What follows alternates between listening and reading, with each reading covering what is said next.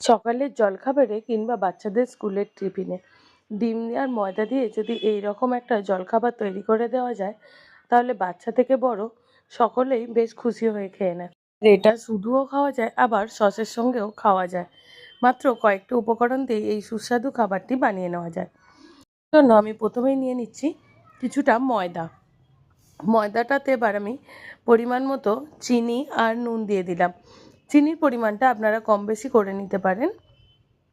এর মধ্যে আমি দিয়ে দিলাম কুচিয়ে রাখা পেঁয়াজ আর কুচনো লঙ্কা।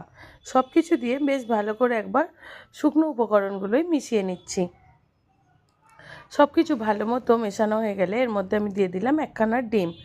যারা ডিম পছন্দ করেন না বা খান না, তারা ডিমটা অ্যাভয়েড করতে পারেন, শুধু জল দিয়েও মাখতে পারেন। তবে ডিমটা দিলে টেস্ট অনেকখানি বেড়ে যায়, তাই আমি এর মধ্যে একটা ডিম দিয়েছি। আর তারপরে দিলাম পরিমাণ মতো জল। জলটা দিয়ে ধৈর্য ধরে এটাকে গুলিয়ে নিতে হবে, যেন একটা লাম্পস ফ্রি ব্যাটার তৈরি হয়। এখন আমার এটা গোলানো হয়ে গেছে। এরকম একটা পাতলা ব্যাটার আমি তৈরি করে নিয়েছি। খুব বেশি মোটা হলে এটা খেতে ভালো লাগে না। এবার চাটুতে তেল গরম করে নিয়েছি। তেলটা বেশ ভালো মতো গরম না করলে চাটুতে এটা লেগে যাবে। চাটুতে তেল গরম করে নিয়ে 1 হাতা পরিমাণ দিয়ে দিয়েছি। যখন দেখবেন উপর দিকটা শুকনো হয়ে আসছে, তার মানে এটা ভিতর থেকে বেশ ভালো মতো রান্না হয়ে গেছে।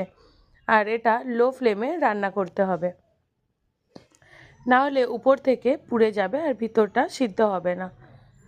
একইভাবে আমি সবগুলোকে করে নিচ্ছি। দেখুন কত সহজেই এটা হয়ে গেল। অনেকে আবার এটাকে গোলা রুটি বা জল রুটিও বলে থাকে। তবে যাই বলুক না কেন, এর স্বাদ কিন্তু অসাধারণ। আর এর টেস্ট পেতে হলে অবশ্যই একবার বানিয়ে খেতে হবে। ভিডিওটি ভালো লেগে থাকলে লাইক, কমেন্ট, শেয়ার এবং সাবস্ক্রাইব করতে ভুলবেন না।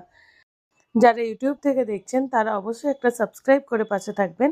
আর যারা ফেসবুক থেকে দেখছেন তারা পেজটিকে অবশ্যই ফলো করে রাখবেন। দেখা হচ্ছে আবার পরের ভিডিওতে। বাই।